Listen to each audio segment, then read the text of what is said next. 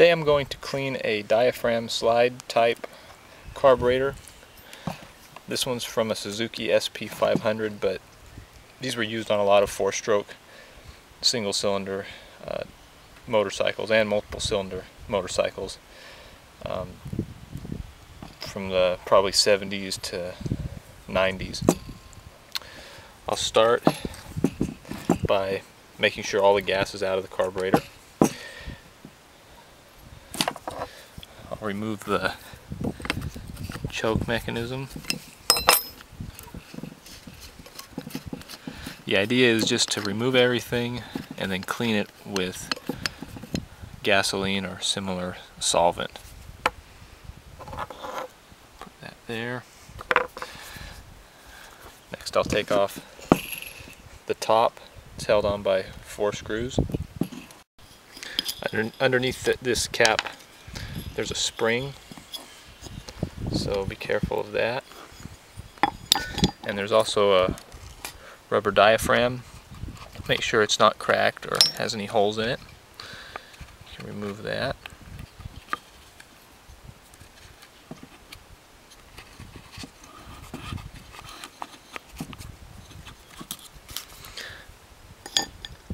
Next we'll turn it over and remove the float bowl.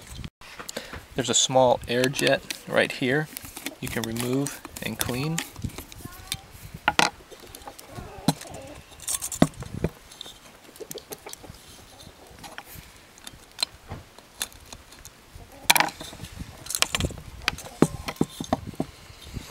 And then remove the screws holding the float bowl to the bottom of the carburetor, these 4 screws here. All 4 screws removed, and this will lift off. Make sure you clean out the float bowl. It might have a lot of junk in there if it's been a while since the bike was ridden. Next we'll remove the float. There's a pin holding it on right here. You can work that out with a screwdriver, or you can tap on it from the other end.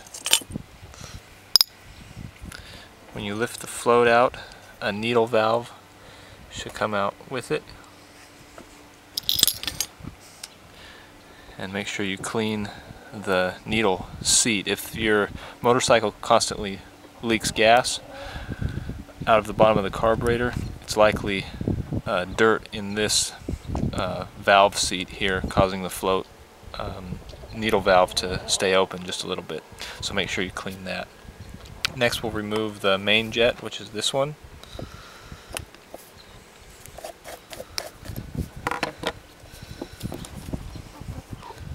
And there's a washer there too. And then there's like a baffle or main jet that should fall out the bottom there. This is what the actual main jet screws into. There's a bunch of little holes in there. Make sure they're clean. That'll cause a lot of trouble if they're dirty. I don't know if you can see them, but use a needle and some gas to clean those out really well.